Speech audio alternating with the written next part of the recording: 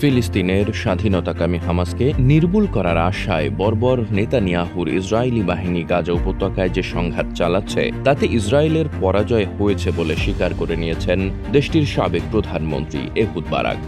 সেই সঙ্গে হামাসের সঙ্গে চুক্তির মাধ্যমে ইসরায়েলি বন্দীদের ফিরিয়ে আনা উচিত বলেও মনে করেন তিনি।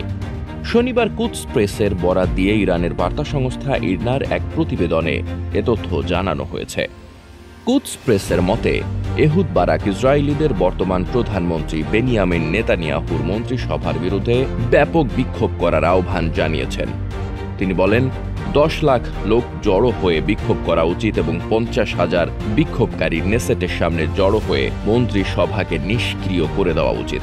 আর এভাবেই বন্দীদের ফিরিয়ে আনা এবং ইসরায়েলি মন্ত্রিসভা পরিবর্তনে কি সমাধান খুঁজে বের করা উচিত বলে উল্লেখ করেন তিনি।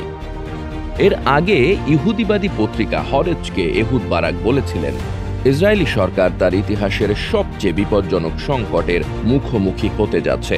প্রধানমন্ত্রী নেতানিয়াহু এবং তার অযোগ্য মন্ত্রিসভা এই বিপর্যয়ের কারণ। 2023 সালের 7 অক্টোবর ইসরায়েলের ইতিহাসে সবচেয়ে ভয়ঙ্কর পরাজয়ের মধ্য দিয়ে এই সংকট শুরু হয়েছিল এবং যুদ্ধ এখনো চলছে, যোগ করেন এহুদ বারাক। এদিকে অবরুদ্ধ গাজা উপত্যকার দক্ষিণাঞ্চলে ফিলিস্তিনি হামাস যোদ্ধাদের ট্যাঙ্ক বিধ্বংসী ক্ষেপণাস্ত্রের আঘাতে ইসরায়েলের একটি টাইগার সামরিক যান সম্পূর্ণ বিধ্বস্ত হয় ও 8 সেনা নিহত হয়। হামাসের সামরিক শাখা ইজাদ্দিন আল কাসাম ব্রিগেড বলেছে, তারা আল ইয়াসিন 105 রকেটের সাহায্যে ইসরায়েলের একটি D9 টাইপের বুলডোজার ধ্বংস করেছে। এদিন সকালে রাফা শহরের পশ্চিমে তেল আল সুলতান এলাকায় ইসরায়েলি সেনারা এই বিপর্যয়ের মুখে পড়ে বলে জানিয়েছে আল কাসাম ব্রিগেড।